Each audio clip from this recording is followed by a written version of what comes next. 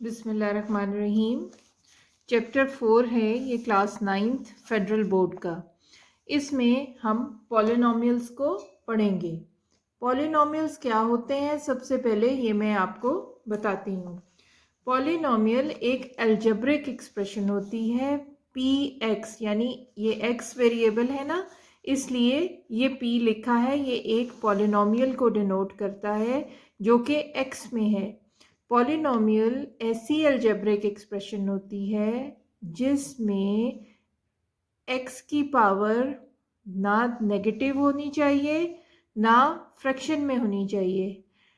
ऐसी algebraic expression जिसकी power whole number हो, जैसे ये 4, 3, 2, 1 है, इस तरह हो, या उसको पॉलिनोमियल कहते हैं। ऐसी कोई भी अलजेब्रिक एक्सप्रेशन जिसमें वेरिएबल की पावर नेगेटिव हो, जैसे अगर यहाँ -4 होता तो ये पॉलिनोमियल नहीं था। अगर ये 3/2 होता, फ्रैक्शन में होता, तो तब भी ये पॉलिनोमियल नहीं होता। ऐसी अलजेब्रिक एक्सप्रेशन जिसमें पॉजिटिव पावर्स हों एक्स की और होल नंबर्स में हों, उसको पॉलिनोमियल कहते हैं। इसी तरह अब ये देखें, ये x4 है, x3 है, x² है, x1 है, और जिसमें कुछ नहीं लिखा होता वो x0 होता है। x0 is equal to 1। तो इसको लिखें ना लिखें एक ही बात है। तो ज़रूरी नहीं है कि सिर्फ ऐसी ही अलजेब्रिक एक्सप्रेशन पॉलिनोमियल हो जिसमें जंप्स नहीं होती। जंप्स वाली भी पॉलिनोमियल होती है। जैसे ये आप देखें, ये एक्सप्रेशन देखें, 5x4 + 2x² + 3। अब इसमें देखें, इसमें x³ नहीं है, इसमें x वाली वैल्यू नहीं है, लेकिन फिर भी ये पॉलिनोमियल है। क्यों पॉलिनोमियल है? क्योंकि इसमें जो वेरिएबल है उसकी पावर्स होल नंबर्स हैं। होल नंबर्स यानी 4, 2, 1, 3, 7, 8, और इसमें ना ये नेगेटिव है और ना ही ये फ्रैक्शन में है, इसलिए ये पॉलिनोमियल है। इसी तरह ये एक और पॉलिनोमियल है। ये जो साथ ये कोएफिशिएंट्स लिखे हुए हैं, ये कुछ भी हो सकते हैं। अगर ये कोएफिशिएंट्स अंडर रूट के अंदर हैं या फ्रैक्शन में है तो उससे फ़र्क नहीं पड़ता। इनके अगर इसकी -2 भी पावर हो 8 की, तो उससे इसके पॉलिनोमियल होने या ना होने में फ़र्क नहीं पड़ेगा। फ़र्क तब पड़ेगा जब अगर हम किसी भी x की पावर को नेगेटिव कर दें या फ्रैक्शन कर दें, तो ये पॉलिनोमियल नहीं रहेगा। इन कोएफिशिएंट्स से या इस कांस्टेंट के नेगेटिव या पावर में फ्रैक्शन होने से कोई फ़र्क नहीं पड़ता। अगर मैं इसकी पावर 8 की पावर -2/3 और x5 कर दूं, -4 की पावर इसी तरह रहने देते हैं, x को 3 कर दूं, +3 की पावर 1/2 कर दूं, x की पावर स्क्वायर कर दूं और -4, तो ये तब भी पॉलिनोमियल होगा। क्यों? क्योंकि ये x के साथ जो वेरिएबल के साथ नंबर होता है वो कोएफिशिएंट कहलाता है।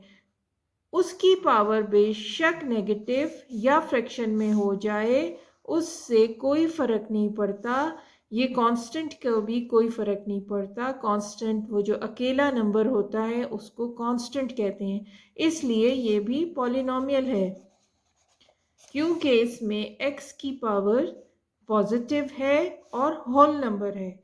अगर x की पावर डिफरेंट होती, नेगेटिव या फ्रैक्शन में होती, तो तब ये पॉलिनोमियल ना होता।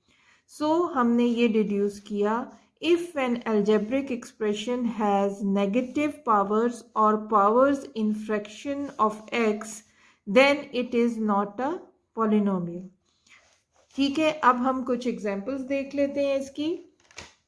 उस एग्जांपल्स के लिए ये देखें, ये x² है, पावर पॉजिटिव है, होल नंबर में है, प्लस x है, अंडर रूट के अंदर है। अब जो अंडर रूट के मैंने आपको बताया है कि इसका मतलब होता है x की पावर 1/2।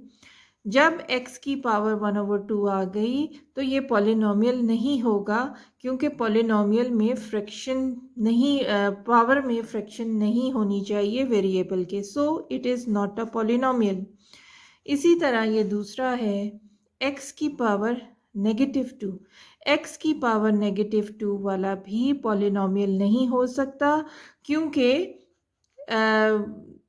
पॉलिनोमियल के लिए पॉजिटिव वैल्यूज़ होनी चाहिए, so it is not a polynomial. इसी तरह अगर आप ये देखें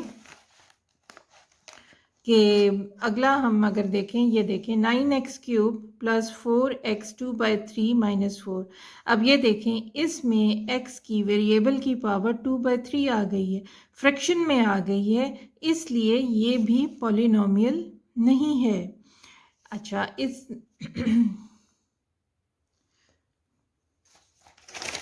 अब ये वाला अगर आप देखें 8x² / 7x - 1 + 3। अब जो पॉलिनोमियल होता है, अगर एक पॉलिनोमियल पूछा है तो हमें इसको एक सीधी लाइन में लेके आना है। जब हम इसको इस x को ऊपर लेके जाएंगे तो ये नेगेटिव पावर हो जाएगी, ये ऐसे हो जाएगा 8x², इसको ब्रैकेटिंग कर लें तो आसान होता है, तो ये ऊपर जब जाएगा 7x - 1, तो इसकी पावर, जिसकी कोई पावर नहीं होती उसकी 1 पावर होती है, और ये +1 है, ऊपर जाएगा तो -1 आ जाएगा +3। ये जब -1 होगा तो इस x की पावर भी -1 हो जाएगी, इसलिए ये भी पॉलिनोमियल नहीं होगा। अब ये देखिए ये x³ है प्लस √2x² + 5x - 3। अब इस √2 से आपने कंफ्यूज नहीं होना है, ये कोएफिशिएंट है, ये कोएफिशिएंट है जिसके ऊपर उन्होंने √2 दे दिया, यानी इसकी पावर 1/2 कर दी है। कोई बात नहीं, लेकिन वेरिएबल की होल नंबर्स हैं और पॉजिटिव हैं, इसलिए ये पॉलिनोमियल है। ये देखिए इसमें भी x की पावर होल नंबर्स हैं और पॉजिटिव है, सिर्फ ये कोएफिशिएंट्स जो हैं ये फ्रैक्शन में हैं, इसलिए ये पॉलिनोमियल है। कोएफिशिएंट्स से या कांस्टेंट्स के नेगेटिव या फ्रैक्शन में होने से कोई फ़र्क नहीं पड़ता, सिर्फ x और y को आपने देखना है। इसी तरह एक ये अलजेब्रिक एक्सप्रेशन है जो ये दो वेरिएबल्स में है x और y, इसमें भी आपने यही देखना है कि क्या इनकी वैल्यू पॉजिटिव है और होल नंबर है। देखें ये पॉजिटिव है और होल नंबर्स हैं, यानी मुकम्मल नंबर है, फ्रैक्शन में नहीं है, इसलिए ये भी पॉलिनोमियल है। अब ये exercise 4.1 9th class federal board का है, उसमें पहला सवाल है, क्वेश्चन नंबर 1 है, identify whether the following algebraic expressions are polynomials. Yes और नो आपने लिखना है।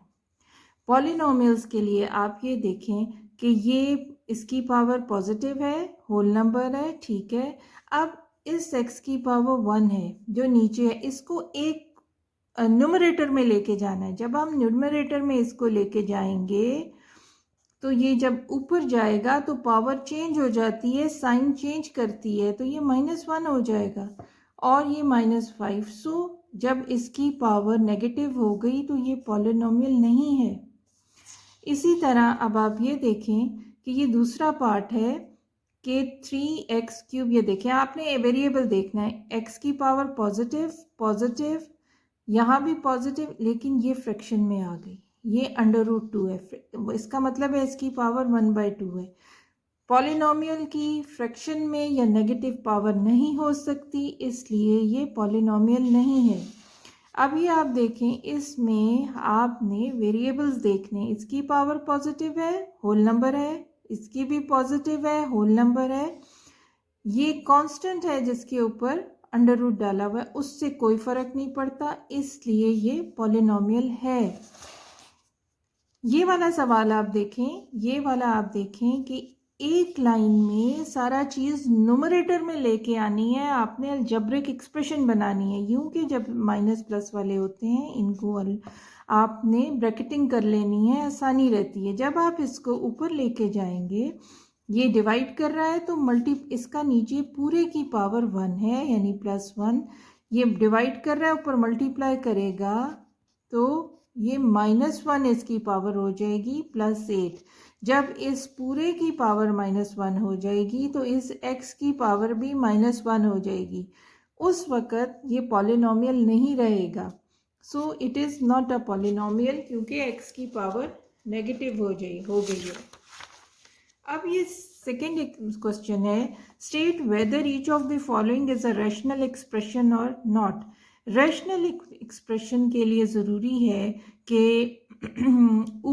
यूँ रैशनल एक्सप्रेशन में आपको हमेशा ऊपर नीचे न्यूमरेटर में भी एक अलजेब्रिक एक्सप्रेशन होगी और डिनोमिनेटर में भी एक अलजेब्रिक एक्सप्रेशन होगी।